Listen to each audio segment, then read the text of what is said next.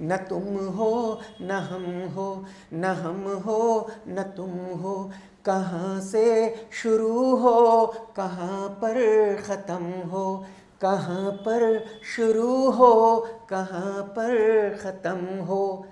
Channel subscribe कर लो। इसका मतलब यह है कि चैनल सब्सक्राइब कर लो मेरे भाई, और घंटी दबा दो। अगर आप घंटी दबा दोगे तो जब मैं नया वीडियो पोस्ट करूंगा आपको फौरन ही नोटिफिकेशन मिल जाएगा। बात को समझो मेरे दोस्तों। बिग बॉस में जाने से पहले गौरव खन्ना को मैं इतना नहीं जानता था, लेकिन बिग बॉस में मैंने उसको देखा और फिर पता चला कि भाई उसकी पत्नी भी है, वो शादीशुदा है। जब गौरव बिग बॉस जीतकर बाहर आया तो उसकी पत्नी हर जगह उसके साथ ही नजर आई, और उसकी पत्नी के कुछ ऐसे स्टेटमेंट्स आए जिनको सुनकर मुझे लगा कि यार अगर ये दोनों शादीशुदा है और ये दोनों हमेशा साथ रहने वाले हैं तो ये बात ये कैसे कह सकती है। उसी वक्त में गौरव खन्ना के भी कुछ ऐसे स्टेटमेंट्स आए जो बहुत ही अजीब थे, जो किसी भी शादीशुदा आदमी को नहीं कहना चाहिए। और आप सभी जानते हैं कि गौरव की वाइफ आकांक्षा कितनी बड़ी छिछोरी है, कहीं भी डांस करती है और पागलों की तरह करती है। उसको होश नहीं रहता कि कौन देख रहा है कौन नहीं देख रहा है, बस बावलों की तरह डांस किया करती है। इससे पता चलता है कि उस लड़की का दिमाग से तो दूर दूर तक का कोई वास्ता मतलब नहीं है। तो ये सारी चीजों को देखने के बाद मैंने कहा था कि ये शादी नहीं चल सकती, इस शादी का चलना नामुमकिन है। मैं गारंटी के साथ कह सकता हूं कि इन दोनों का डिवोर्स होना तय है, पक्का है। अब आप ये पूछेंगे कि भाई इन दोनों के वो कौन से स्टेटमेंट्स थे जिनको सुनकर मैंने ये कहा था कि इन दोनों की शादी नहीं चल सकती। पहले तो आप गौरव खन्ना का स्टेटमेंट सुन लीजिए। My wife treats me like a god. Correct. She pretends like I don't exist and only talks to me when she wants something. Life. What? Yeah. गौरव खुद ही कह रहा था कि उसकी पत्नी उसको याद सिर्फ उसी वक्त करती है जब उसको कुछ चाहिए होता है।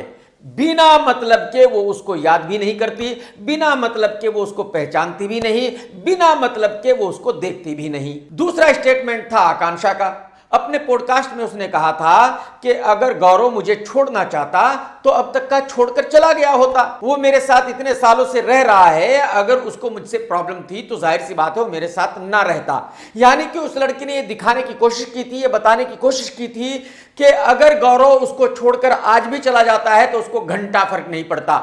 जाना है तो जाए, रहना है तो रहे। मैं बहुत खुश थी कि गौरव बहुत अच्छा परफॉर्म कर रहा है, बहुत अच्छी एक्टिंग करते हैं। He is a very good actor. ऐसे ही दुनिया को भ्रमित रखिए, सबको लगना चाहिए वो बहुत अच्छे ग्रीन फ्लैग है।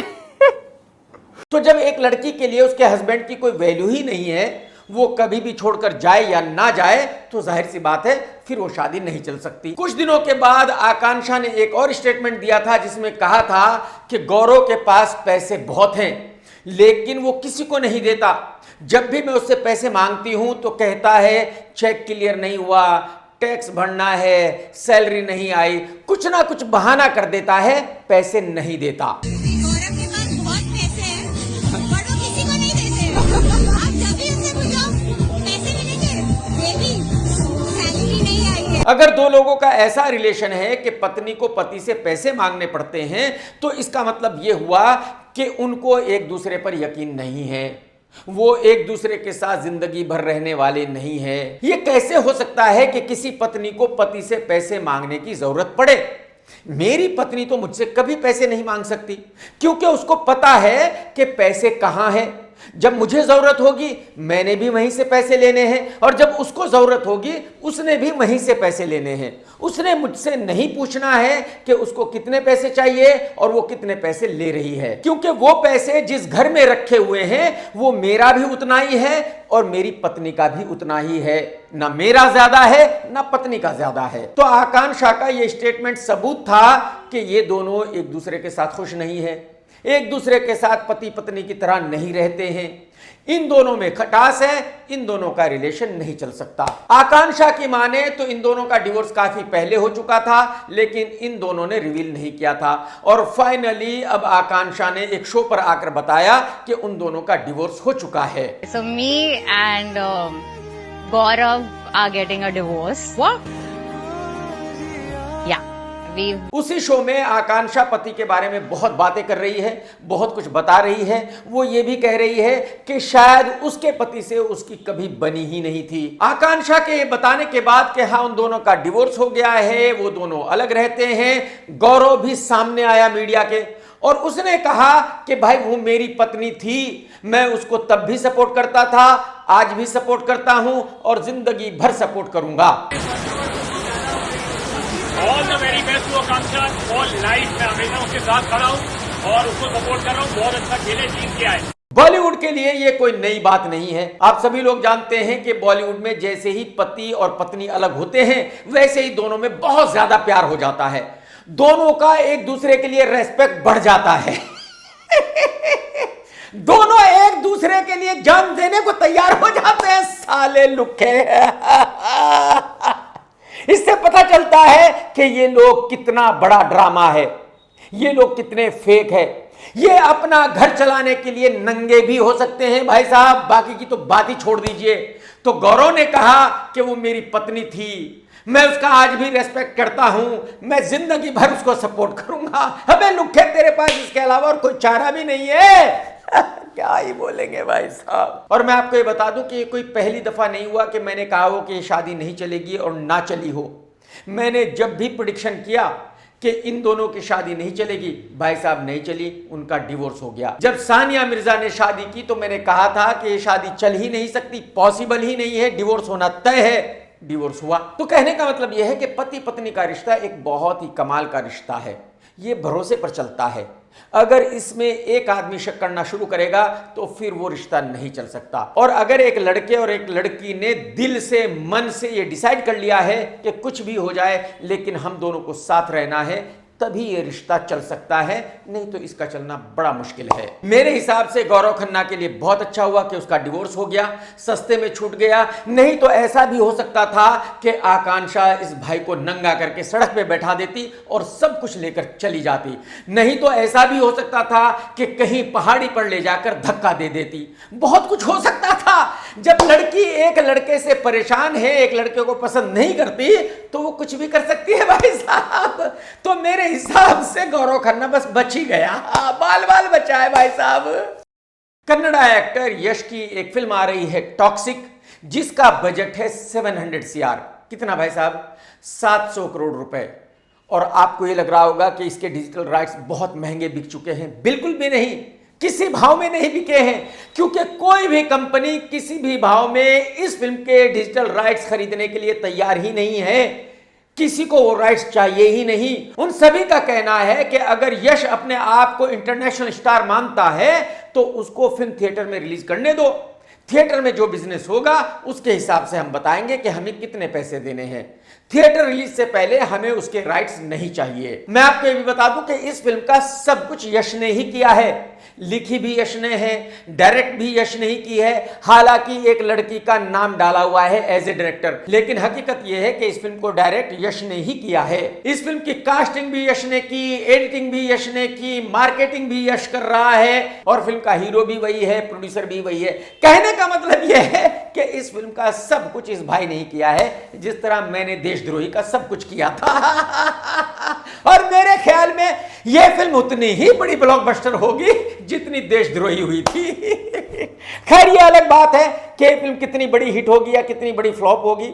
हुमा कुरैशी, जिसको कोई काम नहीं देता, उसको गलती से यश ने इस फिल्म में एक रोल दे दिया, तो जाहिर सी बात है हुमा यहां वहां इंटरव्यू दे रही है और कह रही है कि यश कितना बड़ा सुपरस्टार है, यश कितना अच्छा इंसान है। क्योंकि यश ने इस भैंसानुमा एक्ट्रेस को एक रोल दे दिया है, तो जाहिर सी बात है उससे अच्छा इंसान तो दुनिया में कोई दूसरा है ही नहीं। अरे मैडम जी, आपको कोई छोटा मोटा रोल भी नहीं देता। अगर यश ने आपको एक छोटा मोटा रोल दे दिया है तो आप क्या कहोगी?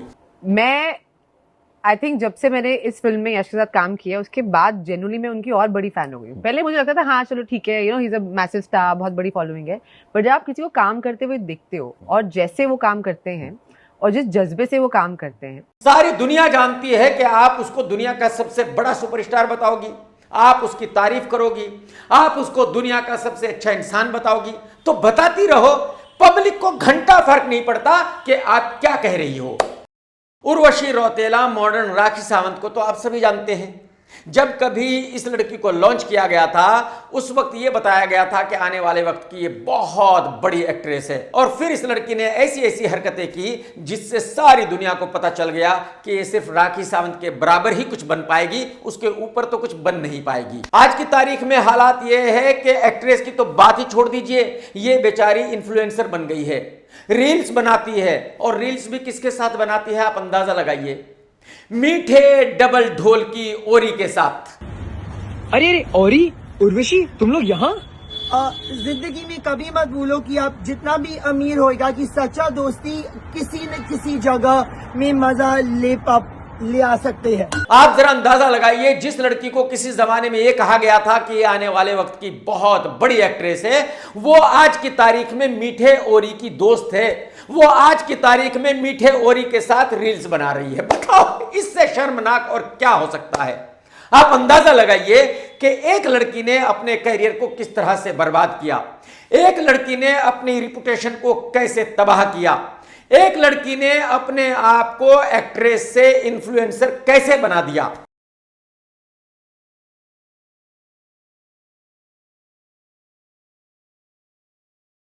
आज की तारीख में ये लड़की जो रील्स बना रही है इस मीठे के साथ, सांडे के ऑयल के शौकीन के साथ, वो चारों तरफ वायरल है। लोग उनको देख रहे हैं और हंस रहे हैं, और लोग यही कह रहे हैं कि इस लड़की ने अपने आप को किस तरह से तबाह किया है, बर्बाद किया है। आप लोगों ने अक्षय कुमार को बहुत जगह ये लाइन बोलते हुए सुना होगा, करीबन ना करीबन। अक्की ने ये लाइन एक बार नहीं बोली, अक्की पिछले तकरीबन 2-3 साल से इस लाइन को हर जगह बोलता आ रहा है, करीबन ना करीबन, करीबन ना करीबन। पिछले 2-3 साल में भी किसी उल्लू के पट्टे ने अक्की को यह नहीं बताया कि ऐसा कोई अल्फाज नहीं है करीबन ना करीबन। अक्की के साथ बहुत सारे लोग काम कर रहे हैं, कोई उसका डिजिटल मीडिया देख रहा है, कोई पीआर कर रहा है, कोई हेयर करता है, कोई मेकअप करता है। अक्की के बहुत सारे दोस्त बॉलीवुड में भी है, बाहर भी है, लेकिन किसी ने अक्की को आज तक ये नहीं कहा कि भाई साहब ये अल्फाज आप कहां से लाए हो, करीबन ना करीबन। ऐसा कोई अल्फाज नहीं होता, करीबन ना करीबन। तो मैं अक्की भाई से सिर्फ इतना ही कहना चाहता हूं कि भाई साहब आप अनपढ़ हो, वो तो सारी दुनिया को पता है, लेकिन मैं आपको बताना चाहता हूं कि करीबन ना करीबन कोई वर्ड नहीं है, ऐसा कोई अल्फाज नहीं है, वो अल्फाज है तकरीबन न तकरीबन। आज की तारीख में आप देखते ही हैं कि बहुत सारी लड़कियां सड़कों पर नंगी घूम रही है। वो फोटोग्राफर्स को बुलाती हैं, उनको पैसे देती हैं, शूट कराती है और फिर सोशल मीडिया पर वायरल करवाती हैं। ये काम कुल्फी जावेद ने शुरू किया था और फिर कुल्फी को देखकर और भी बहुत सारी लड़कियां यही सब कुछ करने लगी हैं।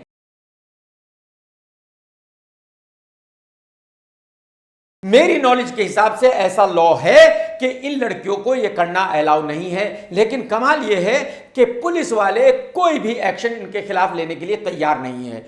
क्यों मुझे नहीं पता। अब जबकि पुलिस इन लड़कियों के खिलाफ कोई एक्शन ले ही नहीं रही, तो अब और भी लड़कियां ऐसी मार्केट में आ गई हैं जो इनको फॉलो कर रही है। आप जरा देखिए भूषण कुमार साहब की वाइफ ने क्या किया, किस तरह की ड्रेस पहनी हुई है।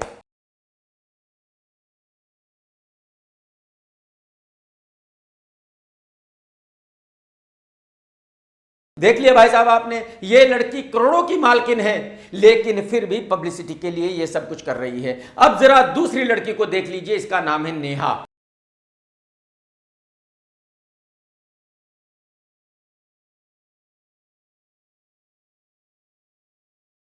देख लिया आपने इसने क्या पहना है और क्या दिखा रही है। मेरी समझ में नहीं आ रहा है कि कोई भी इनको रोकने वाला क्यों नहीं है। अगर आप इनको नहीं रोकोगे तो ये बीमारी बढ़ती जाएगी और कल ऐसा होगा कि सड़क पर हर जगह कोई ना कोई ऐसी ही लड़की आपको घूमती फिरती नजर आएगी। तो मेरे ख्याल में सरकार को और पुलिस को इस बात पर ध्यान देना चाहिए, इन लड़कियों को रोकना चाहिए। कोई हाथ भी ना मिलाएगा जो गले मिलोगे तपाक से, ये नए मिजाज का शहर है, जरा फासले से मिला करो। ये बात आज एक्टर अनिल रस्तोगी ने प्रधानमंत्री नरेंद्र मोदी को समझा दी है। पद्मश्री सम्मान लेने के लिए एक्टर अनिल रस्तोगी मंच पर जा रहे थे, उसी बीच प्रधानमंत्री नरेंद्र मोदी उनसे हाथ मिलाने के लिए हाथ आगे करते हैं, लेकिन अनिल रस्तोगी हाथ मिलाना भूलकर हाथ जोड़कर वहां से निकल जाते हैं। ये वीडियो सोशल मीडिया पर वायरल। तो अनिल जी ने पीएम मोदी से हाथ नहीं मिलाया, जाकर अवार्ड ले लिया। ये वीडियो सोशल मीडिया पर वायरल हो गया और बहुत लोग कह रहे हैं कि ये तो प्रधानमंत्री जी की बेइज्जती हो गई। अरे भाई, किसी की यहां कोई बेइज्जती नहीं हुई। प्रधानमंत्री जी ऐसा समझ रहे थे कि वो प्रधानमंत्री जी से हाथ मिलाने आ रहा है, जबकि उस बेचारे को पॉलिटिक्स से कोई लेना देना नहीं है, उसको किसी से कोई डर नहीं है, तो वो किसी से हाथ क्यों मिलाएगा। तो मेरे ख्याल में यहां किसी की कोई बेइज्जती नहीं हुई, किसी ने किसी की बेइज्जती नहीं की। पोतड़ों की बिगड़ी हुई प्रियंका चोपड़ा ने अपने मुताबिक एक स्टेटमेंट दिया है। प्रियंका ने लड़कों से कहा है कि देखो, ऐसी लड़की ढूंढने की जरूरत नहीं है जिसका कभी कोई बॉयफ्रेंड नहीं रहा है। ऐसी लड़की ढूंढो जिसके 10-20 बॉयफ्रेंड रहे हों। अगर उस लड़की के 10-20 बॉयफ्रेंड रहे हैं तो इससे आपको कोई लेना देना नहीं है, आपको इससे कोई फर्क नहीं पड़ता। प्रियंका मैडम जी, पहली बात तो ये कि लड़कों को कैसी लड़की चूज करनी चाहिए, इससे आपका कोई लेना देना नहीं है। दूसरी बात यह कि सभी लड़कियों को आप अपनी जैसी मत समझो। अगर आपके 100 से ज्यादा बॉयफ्रेंड्स रहे थे तो यह आपकी प्रॉब्लम है। बाकी सभी लड़कियां इतने बॉयफ्रेंड्स नहीं रखती, मुश्किल से किसी के 1-2 बॉयफ्रेंड्स होते हैं जो नॉर्मल है। तो आप पब्लिसिटी के लिए ऐसे बयान ना ही दे तो ज्यादा अच्छा है, क्योंकि आपके इन बयानों से किसी को घंटा फर्क नहीं पड़ता, क्योंकि सब जानते हैं कि आप कौन हैं और कैसी थी और कैसी हो। आप सभी जानते हैं कि जो बॉलीवुड के फोटोग्राफर्स हैं उनको एक बीमारी है कि उनको लड़की को पीछे से ही शूट करना है। वो हर लड़की को पीछे से शूट करना चाहते हैं। मत करो यार, गाली खाती हूँ मैं, मत करो। नहीं। और इसी तरह से किसी ने नेहा धुपिया को भी पीछे से शूट किया। नेहा धुपिया ने वो देखा और जब नेहा फोटोग्राफर्स के सामने आई नेक्स्ट टाइम तो उसने पूछा कि मुझे पीछे से किसने शूट किया था, और किसी ने बताया कि ये है वो कमीना इंसान जिसने आपको पीछे से शूट किया था। नेहा ने बहुत ही क्लियर अल्फाजों में कहा कि ये घटिया हरकत करनी बंद कर दीजिए। बदतमीजी से बैकशॉट कौन लेता है तुम लोगों में? कौन लेता है? अब तक कौन है? मत करो। नहीं, मेरा नहीं करना, किसी का नहीं करना। ऐसे बोल बोल के थक गए हैं। नेहा ने नाराज होते हुए कहा कि आप लोगों को 100 बार कह चुके हैं कि पीछे से शूट मत किया करो, ना मुझे शूट करो ना किसी और लड़की को शूट करो, लेकिन आप मानते नहीं हो, आपको शर्म नहीं है। आगे से कभी भी ऐसी घटिया हरकत नहीं करना। लेकिन मैं गारंटी के साथ कह सकता हूं कि ये फोटोग्राफर्स इतने बड़े बेशर्म हैं कि ये नहीं मानेंगे, फिर भी ये ऐसी ही हरकत करेंगे। गोविंदा की पत्नी सुनीता पिछले 2-3 साल से बहुत ज्यादा पब्लिसिटी कर रही थी, बहुत ज्यादा कंट्रोवर्सी कर रही थी किसी तरह किसी शो में जाने के लिए, और फाइनली सुनीता एक शो में आ गई है और उस शो में अब वो ऐसी ऐसी बातें कर रही है जिससे गोविंदा की इज्जत की धज्जियां उड़ा रही है। सुनीता ने शो में एक लड़की के साथ बात करते हुए कहा कि गोविंदा तो पहले से ही उसको चीट करता आ रहा है, गोविंदा तो पहले से ही लड़कियों के साथ सोता आ रहा है। गोविंदा एक हीरो था तो जाहिर सी बात है उसको लड़कियों के साथ सोने से सुनीता कैसे रोक सकती थी। You felt cheated in the marriage? देखो, होगा तो भी क्या है, हुआ है तो शुरू से ही होता है ना, लेकिन हीरो है तो फिर you can't say anything। देखो और अभी इस उम्र में अभी सोचेंगे ना, डायबिटीज और बढ़ेगा। मैं बोलती हूँ जैसे चल रहा है चलो चलो चलो। सुनीता का यह बयान ये तो कंफर्म करता ही है कि गोविंदा बहुत सारी लड़कियों के साथ इन्वॉल्व था और सुनीता को पता था, लेकिन सुनीता अपने इस बयान से यह भी कंफर्म कर रही है कि अगर कोई एक्टर है तो वो ऐसा करेगा ही, किसी एक्टर को नहीं रोका जा सकता।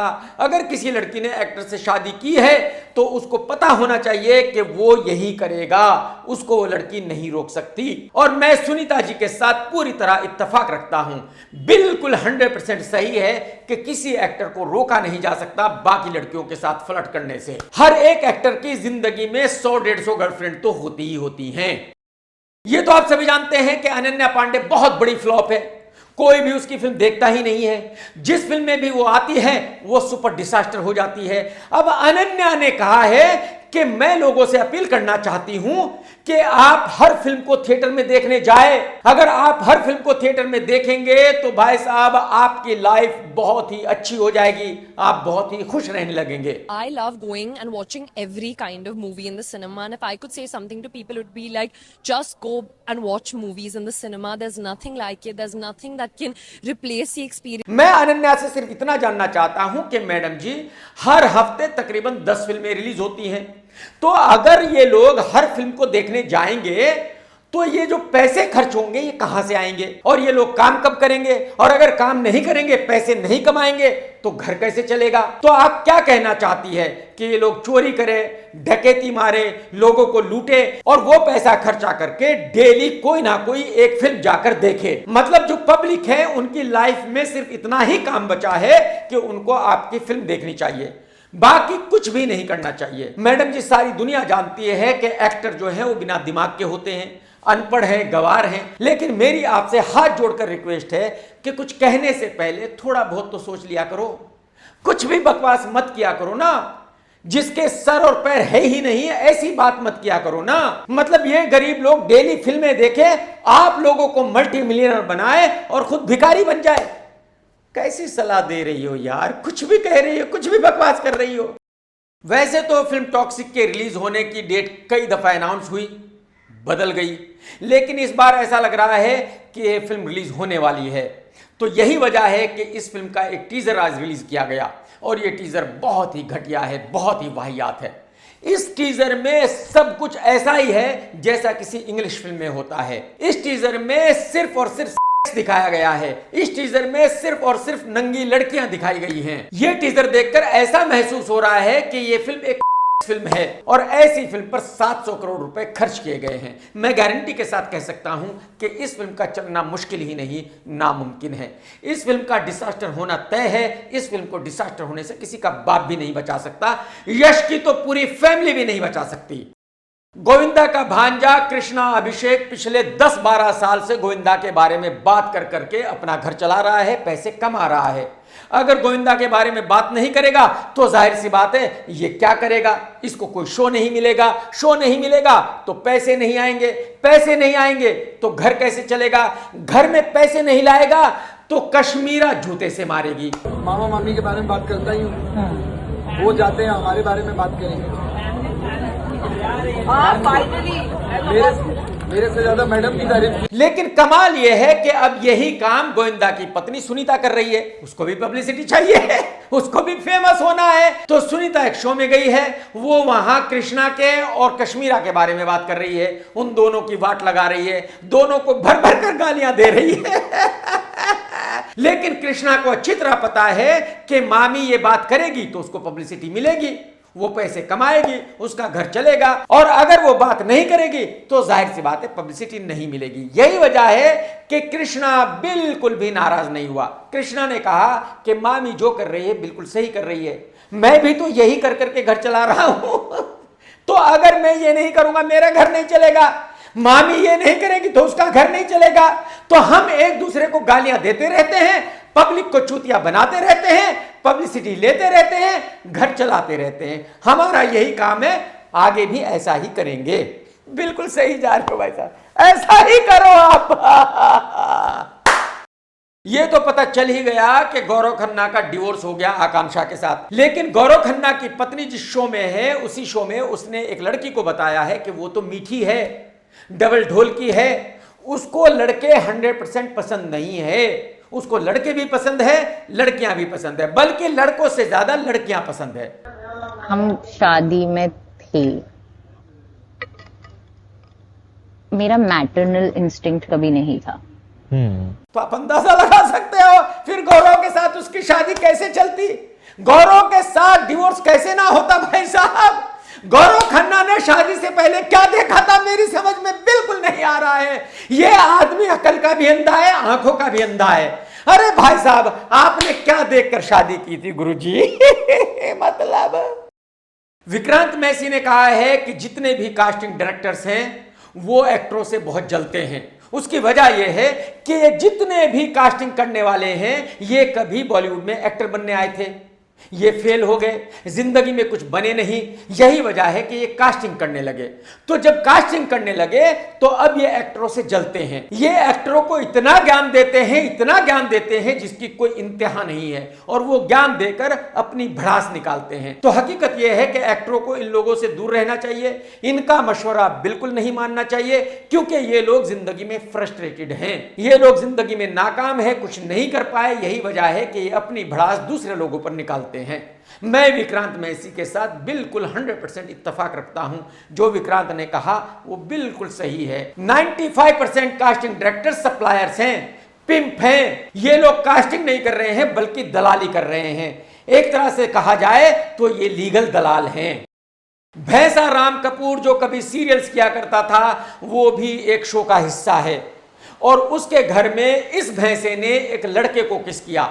एक लड़के को किस करके दुनिया को यह बताया कि ये साला डबल ढोलकी है, बेशरम है और इसको लड़के पसंद हैं। इस वीडियो को देखने के बाद मुझे तो बहुत शर्म आ रही है। पता नहीं राम कपूर जैसे अदाकारों को थोड़ी भी शर्म आती होगी या फिर नहीं। और आप यकीन कीजिए जब ये लड़के को किस कर रहा था तो इसको 1% भी शर्म नहीं आई। इसको जरा भी ये एहसास नहीं हुआ कि इसकी पत्नी और इसकी बेटी भी उस शो को देख रहे होंगे। उसकी वजह यह है कि ये पूरी फैमिली पोतड़ों की बिगड़ी हुई है। जितने भी इस फैमिली के मेंबर्स हैं वो सब नंगे हैं। कुछ दिनों पहले राम कपूर की पत्नी ने कहा था कि मैंने अपनी बेटी को गिफ्ट किया है उसके बर्थडे पर। आप अंदाजा लगा सकते हैं कि किस तरह की फैमिली है। तो अगर राम कपूर शो में ऐसा कुछ कर रहा है तो आप ये मत समझिए कि शो में ही वो ऐसा कर रहा है। एक्चुअली हकीकत में भी वो ऐसा ही करता है। इनके घर में भी यही सब कुछ होता है। इनके घर में भी कोई दिक्कत नहीं है भाई साहब। साला एक ही जीवन में क्या क्या देखना पड़ेगा। किस गोले पे ऊपर वाले ने मुझे भेज दिया जहां ऐसे ऐसे घटिया लोग भी रहते हैं। सोच लो, देख लो भाई साहब। इस्माइल दरबार साहब के बेटे जैद दरबार ने गौहर खान से शादी की है। जैद दरबार ने कहा है कि उसको बहुत ज्यादा शर्म महसूस हो रही थी जब वो गौहर खान के एक्स बॉयफ्रेंड टंडन से मिलने वाला था। कुशल टंडन गौहर खान का बॉयफ्रेंड हुआ करता था जब कभी गौहर खान ने बिग बॉस किया था। बिग बॉस करने के काफी समय के बाद गौहर की शादी हुई जैद से। जैद भाई कुशल टंडन को मिलने के लिए आपको संकोच इसलिए हो रहा था क्योंकि आपको ऐसा लग रहा था कि गौहर का वही एक एक्स बॉयफ्रेंड था। बट जैद भाई ऐसा तो है नहीं ना। देखो अगर आप गौहर खान के सभी एक्स बॉयफ्रेंड से मिल लेते तो आपका यह संकोच अपने आप ही दूर हो जाता। आपको संकोच होता ही नहीं कि आप कुशल टंडन को क्यों मिल रहे हो। अभी भी वक्त है, कोई देर नहीं हुई भाई साहब। मेरे ख्याल में आपको गौहर मैडम से पूछ ही लेना चाहिए कि मैडम जी कितने एक्स बॉयफ्रेंड्स थे आपके, तो मैं सभी से मिल लेता हूं। आप उन सभी से मिल लोगे तो जाहिर सी बात है आपका संकोच अपने आप ही दूर हो जाएगा। क्योंकि आप सिर्फ एक ही एक्स बॉयफ्रेंड से मिले हो, यही वजह है कि आपको संकोच हो रहा है। बात को समझो आप भाई साहब। क्या ही बोले, कैसे कैसे बयान देते ये बॉलीवुड वाले। मतलब अकल तो यूज करते ही नहीं है बेचारे। हद है भाई। डायरेक्टर इंदर कुमार साहब अपने बेटे को लॉन्च कर रहे हैं जो सेकंड उदय चोपड़ा है। आप यकीन कीजिए उदय चोपड़ा जवानी में इस लड़के से ज्यादा हैंडसम था। भाई साहब इंदर कुमार का बेटा अमन जब मुंह खोलता है ना तो कसम से उसके मुंह को देखकर आदमी का खाए में कूदने को दिल करता है। दिल करता है कि बस अब इस दुनिया में नहीं रहना है, बहुत कुछ देख लिया। भाई साहब क्या बोलेंगे। इस फिल्म का नाम है तेरा यार हूं मैं। आज इस फिल्म का दूसरा गाना रिलीज किया गया है और बहुत ही वाहियात किस्म का गाना है, बहुत ही घटिया किस्म का गाना है। इतना घटिया किस्म का गाना है कि जिस लड़की और लड़के पर यह फिल्माया गया है शायद वो भी इसको ना सुन पाए। और लड़का और लड़की दोनों इतने गंदे दिख रहे हैं, इतने गंदे दिख रहे हैं जिसकी कोई इंतहा नहीं है। जो भी इस गाने को देख रहा है वो सिर्फ यही पूछ रहा है कि भाई ये दोनों लड़का लड़की एक्टर एक्ट्रेस कैसे हो सकते हैं, इनको कोई लॉन्च कैसे कर सकता है, इनके ऊपर कोई फिल्म कैसे बना सकता है, इनके लिए कोई अपने करोड़ों रुपए बर्बाद कैसे कर सकता है। लेकिन भाई साहब वो लड़का इंदर कुमार साहब का बेटा है। पुत्र मोह में तो बड़े बड़े राजा बर्बाद हो गए, ये तो इंदर कुमार है। भाई साहब आप लोग कहते ही रहते हैं भाई मेरा कमेंट भी पढ़ना, मेरा कमेंट भी पढ़ना। मैं कोशिश करता हूं कि ज्यादा से ज्यादा कमेंट्स पढ़ूं और आपका नाम भी वीडियो में आ जाए। प्रीति शर्मा जी का कहना है sir you also live in London, I am also living in London, thank you for entertainment. Thank you Preeti ji. Jakib Bhatti का कहना है sir I love you, video देखकर मजा आ गया। थैंक यू भाई साहब। शिखा सिंह का कहना है कमाल सर, बिल्कुल सही गोले पर हो आप, तभी तो बेस्ट क्रिटिक हो। थैंक यू शिका जी। सईद नागरमी का कहना है कि यार के भाई घंटी दबी हुई है, I mean already subscribe your channel. Thank you भाई साहब। तेजस पाई का कहना है कि यार के सर अच्छा लगता है आपके सारे वीडियो देखकर। थैंक यू भाई साहब। सूरज एसके का कहना है इंडियाज नंबर 1 क्रिटिक, आपके जैसा कोई नहीं, salute sir ji. Thank you भाई साहब, बहुत बहुत शुक्रिया। तरुण सिंह का कहना है कि आर के सर आपके वीडियो कमाल के होते हैं, बहुत बहुत शुक्रिया ऐसे वीडियो बनाने के लिए। थैंक यू भाई साहब। सज्जन बेली ने लिखा है कि R K my dear I love you. Thank you भाई साहब। सचिन एम शर्मा का कहना है धुरंधर की सक्सेस से के आर के की अभी तक सुलग रही है। भाई फिल्म उनकी हिट हुई है, मेरी क्यों सुलगेगी? मेरे घर से क्या गया है? ना मेरा नुकसान है ना मेरा फायदा है भाई साहब, कुछ भी यार। हरि नारायण का कहना है सर आपके वीडियो देखकर बहुत हंसी आती है। थैंक यू भाई साहब। समर का कहना है के आर के एंटरटेनमेंट का बादशाह है। थैंक यू, बहुत बहुत शुक्रिया। कमल देव का कहना है सर भरत तिवारी एनकाउंटर पर भी कुछ बोलो, वीडियो बनाओ। नहीं भाई साहब, मुझे इस कंट्रोवर्सी में नहीं पड़ना भाई साहब। पहले किसी ने मुझसे कहा था कि राम मंदिर में जो चोरी हुई है उस पर भी वीडियो बनाओ। भाई साहब मुझे इस कंट्रोवर्सी में नहीं पड़ना, लेकिन हाँ एक बाबा क्या कह रहा है इसके बारे में वो आपको मैं सुना देता हूं, जरा सुन लीजिए। ये जो राम मंदिर में कार्य हुआ, लाखों करोड़ों राम भक्तों की श्रद्धा पर आघात पहुंचा और इस घटना से लोगों का मंदिर के प्रति, संतों के प्रति श्रद्धा में ठेस पहुंची। भाई साहब सुन लिया आपने कि बाबा ने राम मंदिर की चोरी के बारे में क्या कहा है। अभी आप डिसाइड कीजिए कि उन्होंने सही कहा है या गलत कहा है। दोस्तों अगर आज का वीडियो आपने देखा तो लाइक करना बिल्कुल मत भूलना, कमेंट्स करके जरूर बताना कि आज का वीडियो आपको कैसा लगा। टेक केयर दोस्तों, tata bye bye, love you, जय हिंद, सत्यमेव जयते।